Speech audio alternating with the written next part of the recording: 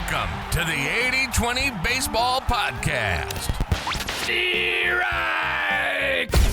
The 80-20 Coaching Masterclass, our weekly get-together where coaches go from new to good and good to great. Mastering the fundamentals and the art of coaching.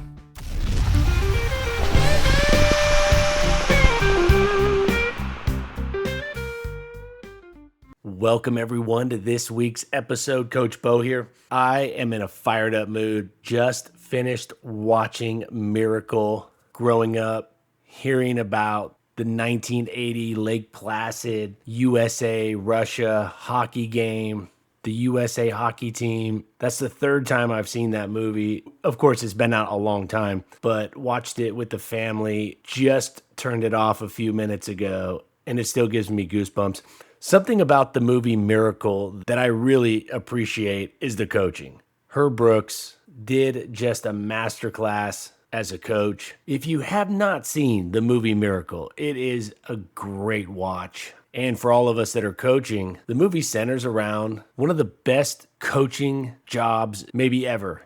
Two quotes from Herb Brooks that stood out in the movie Miracle. The first one was when he was talking to the Olympic board, the assistant coaches, about what players to put on the team, what players to pick. He said, I don't want the best players, I want the right players. And that is a golden statement to keep in mind anytime you're looking to add players to your team or you have the opportunity to build a team or pick a team. Look to build a team with the right players, not necessarily the best players. If it goes together, great, but don't force it.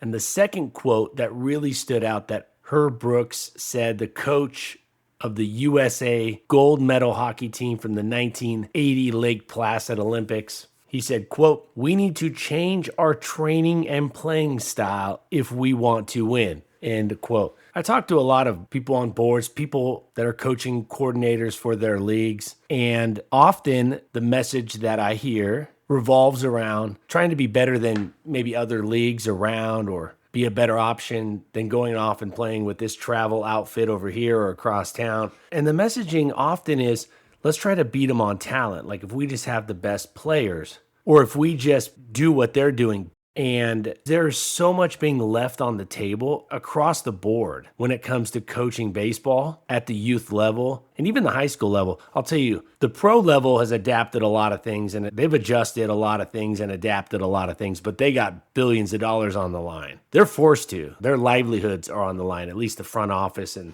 those people that work for the team. So they've really had to adapt and adjust some things. Now, of course, youth baseball is different, but I'm just trying to illustrate a point here.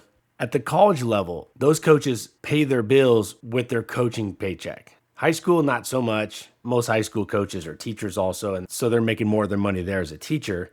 And at youth baseball, there's really no money to be made except for the travel circuit, and the travel circuit tries to win on talent. So to bring this point around, I'm telling you, there is so much being left on the table in terms of coaching up our players better. And it goes back to that quote that Herb Brooks said 46 years ago when he was laying out his blueprint for his team that was clearly not as good as the USSR team in terms of talent, age, experience.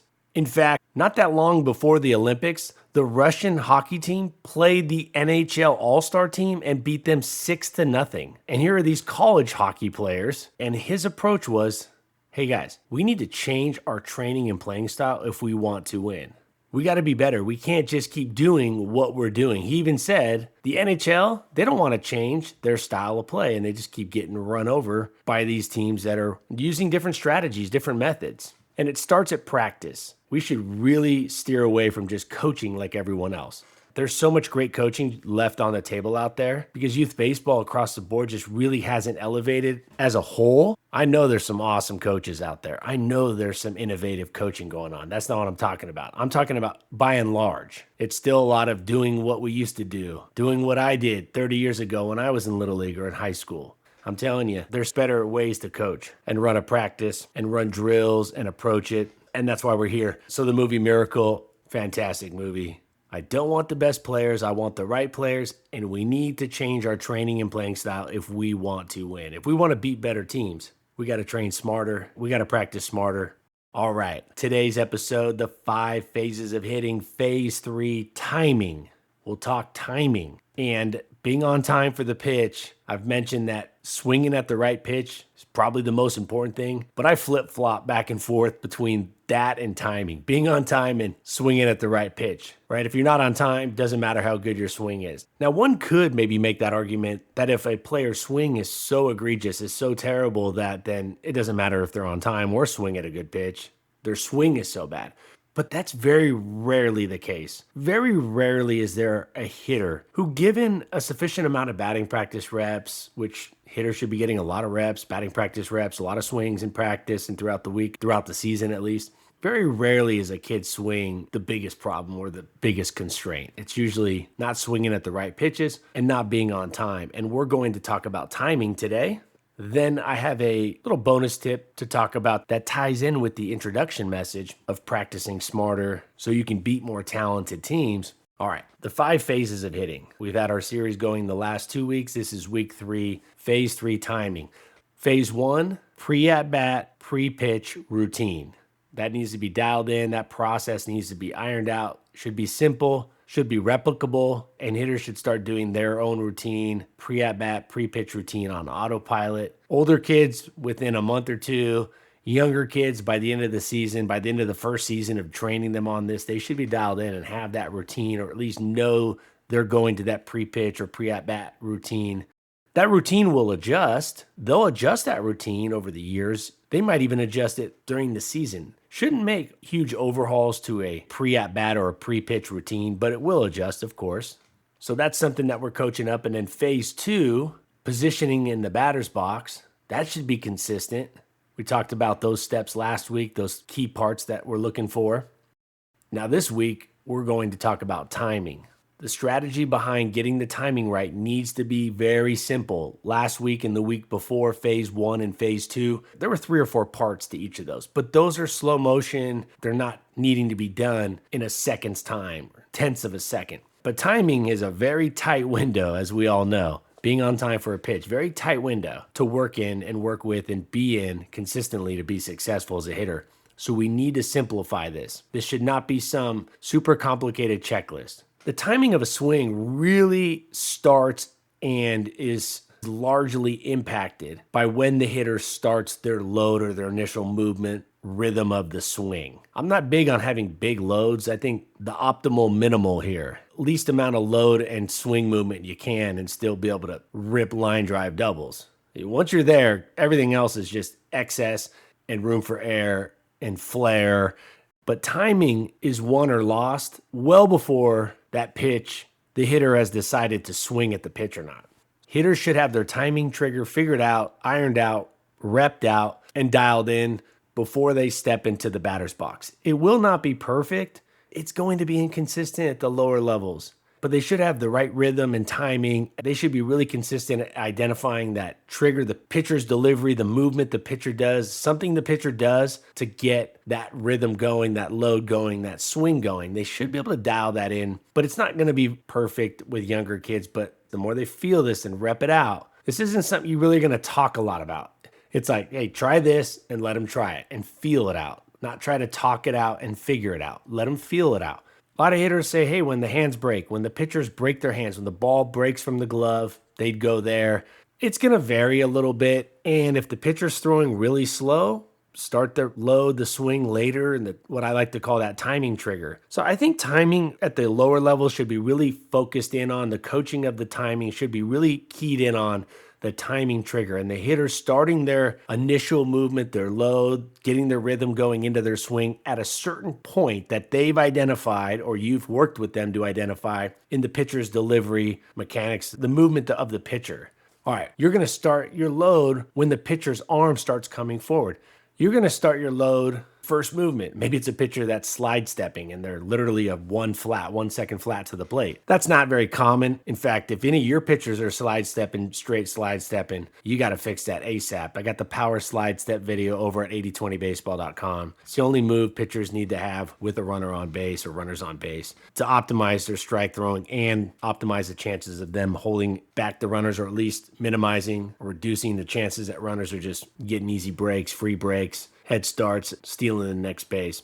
So I think the simplest thing with the timing trigger is make sure your hitters have identified, or they know when they step in there to hit, they know, hey, I'm starting at this point. I'm starting my load or swing at this point.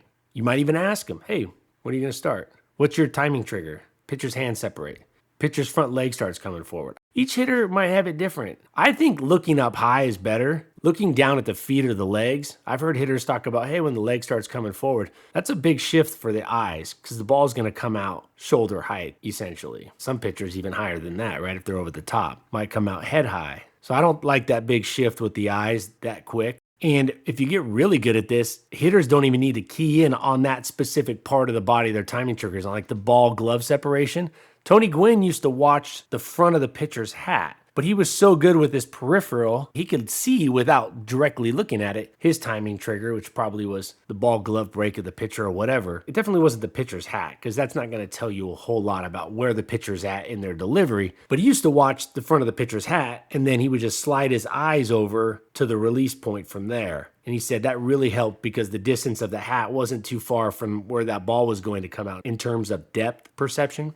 I would just keep this really simple. As long as your hitters have a timing trigger, something they're starting their swing on, that's good. You can work from there because you can just find something a little earlier or later depending on where they're at with their timing. I would not just change it after one bad at bat, or definitely not after one pitch of being way out in front or way behind. It's hard to be 100% sure after just one rep that it was the timing and not the stride was off, the posture was off, the swing was off, or the pitch selection was terrible. So you got to think of all those variables. This is something that should be talked about during practice. And a great time to rep this is not during the game, but before the game. Line your hitters up down the foul line, ideally with their bats, as long as they're spread out and nobody's walking around behind them. Line them up real quick. You stand out as the coach or another coach stands out. They got their eyes on you. You go through 10 pitching reps and they just dial in their timing and they take a full swing. You could even throw a wiffle ball to give them an idea of like that ball coming out. As long as they get the initial timing right, the timing trigger, they start their load, they start their swing at about the right time, or at least at the time they want, the rest of it should play out okay.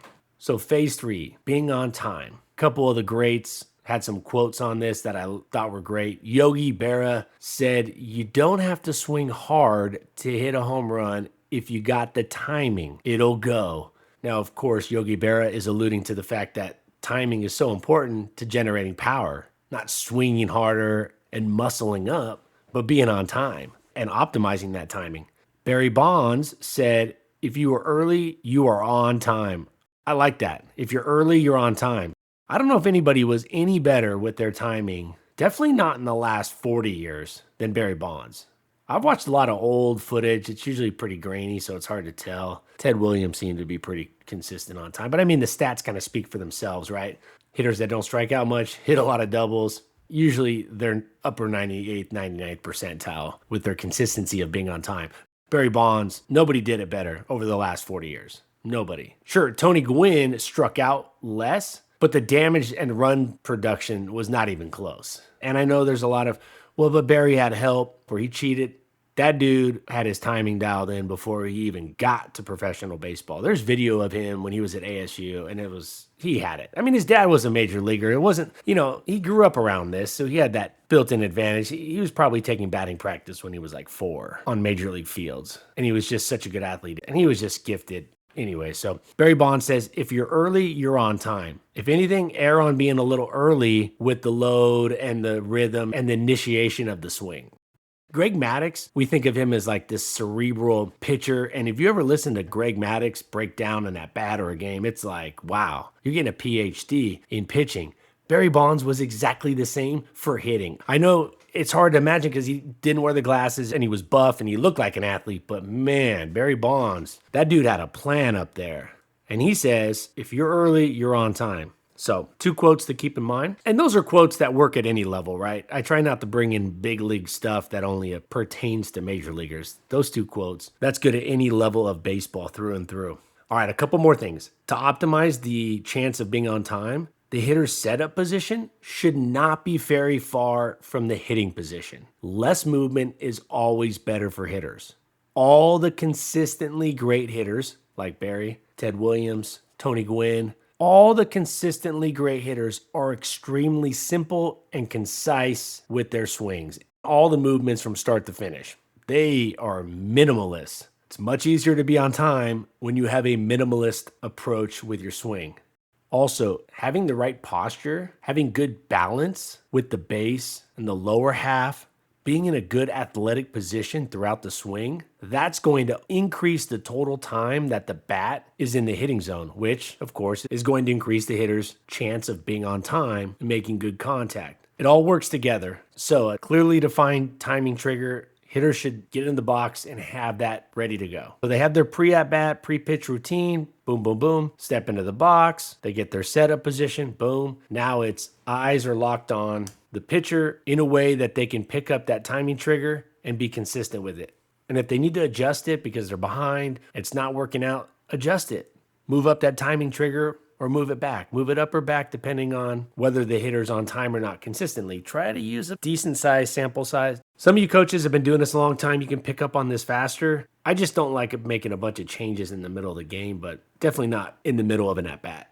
After an at-bat, say, hey, let's start loading earlier. Pick something earlier out in the pitcher's delivery. Or, hey, let's wait till the ball is getting released because this gets throwing 38 miles an hour, right? So you got your pre-pitch routine, then you get in the box, set up, good setup position. Now you're looking for that timing trigger to go. That starts the load, the rhythm, the swing. And then as that's going on, the pitch is halfway to the plate. The hitter then starts to really dial in phase 4, which we'll talk about next week as part of our 5 phases of hitting. Whatever you do, don't coach more than one of these on the same day, maybe 2. I would just stick with 1 if you're coaching your team up on this or a player on this. Get these dialed in one at a time. You could break it up into parts of batting practice. Like, all right, we're all going to get a pre-pitch routine going here. We're all going to figure out our own pre-pitch routine. What are we doing? A breath? Are we using a focal point? Are we saying a positive affirmation? I think a breath should be a must, but just a couple things, get that dialed in. Now, that can be scaled because you don't need a batter's box for that. That can be scaled. Every kid could do it almost at the same time, work on their pre-pitch or pre-at-bat routine. The setup position, phase 2, you can't scale that as easily because you need a batter's box. Ideally, you could draw some batter's boxes out. You could use some tape on some carpet or in the garage. You could rep this out off the field. It's hard to scale that because you really do want a batter's box to get that consistent setup position. And now during batting practice, timing and swinging at the right pitch, get those dialed in. Unless their swing is terrible, dial in that timing trigger and get them swinging at the right pitch and then work from there. All right, one last thing before we part ways. Something I've been hearing a lot of from parents, even coaches, but a lot of youth parents is this complaint, and I think has a lot of validity, and that is getting charged money to see a game that you've already paid a tournament fee for or you've already paid to be on the team, right? Like if you go to a professional game or a college game, like your kid's not on a team, you got to pay to see the game. But when you've paid a bunch of money for your kid to play or play in that tournament, and then when you show up, they charge you to get in, a gate fee. I know this isn't everywhere, but it's popping up more and more. Now, something to keep in mind is I think it's important to know that that isn't just the only option, having to go and travel all around and be on all these teams and go chase this better competition. And my point here is I think in the youth baseball world, we think you have to play better competition to get better. But a kid should be practicing and getting a ton more practice reps than they should be getting game reps inherently. Shouldn't even be close. There are ways to elevate the competition in practice to get kids better. There are ways to make practices more challenging. There are ways to get the training more competitive. Close to home is something we should keep in mind. And that's a big reason why I built the 80-20 baseball coaching plan, was to give you the opportunity to have better coaching in your local league without having to go pay a bunch of money, thousands of dollars, and travel all around in search of that. Now, to tie it back in with the movie Miracle, with Herb Brooks's comment, we need to change our training and playing style if we want to win. The good news is most baseball organizations are not optimizing the coaching, the training environment, the coaching environment, the drill setup, the drill design. So that's a big part of why I built the 80-20 baseball coaching plan. And just because somebody played pro ball, I played pro ball, doesn't just default me to being a great coach. I've become a great coach because I've had tons of mentors and I study it, and I've coached for a long time. Coached for over 20 years, almost 23 years. So it wasn't that I just got done playing pro ball and was just magically great coach. No, you have to learn the art and science of coaching and teaching and mentoring and drill design and practice design. And you got to really understand things like the 80-20 principle. You'll never optimize any youth baseball practice. So don't be afraid to think different and train different, like Herb Brooks, the gold medal USA hockey coach. Now, next week, phase 4 of hitting, we're going to talk about selection. And I have recently found 3 awesome hitting tips / hitting messages. One from Wade Boggs, one from Jay Johnson, LSU's baseball coach, one of the best hitting coaches in the country. And can't leave Ted Williams out. Guy had like 4 PhDs in hitting. So I'm going to tie those 3 messages in, and we're going to talk some interesting stats and numbers, strike zone size, hitting zone size. So we've talked over the years a lot about pitch selection, plan A and plan 2, which is all broken down on 8020baseball.com. But I'm going to try to bring a different angle to this and even an improved angle. We are the longest running weekly youth baseball podcast. And I'll tell you what, every week I'm trying to bring a more optimized message, and it just keeps getting better. So you keep listening. It's going to keep getting better, I promise you. And I hope your week is good and keeps getting better. Thanks for being here with us. Love having you all here. Head over to 8020baseball.com. Tons more stuff. At the top of the homepage, you can sign up and get the key takeaways from every podcast episode sent to your inbox. One of our wonderful listeners is putting those together, and it is really nice. He does graphic design, a 1-page PDF, key takeaways, action steps. Really cool. So we'll leave it at that. And until next week, let's keep taking care of our health so we can be at our best for our families, our close friends, our players. Coaches, you should be proud of yourself. What you're doing is awesome. Keep doing what you're doing. Keep getting better and keep striving to be a great coach. Y'all take care. Until next week, adios.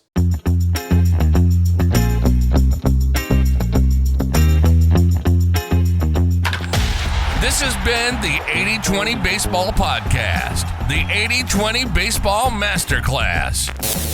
We got this. Now, let's take the field.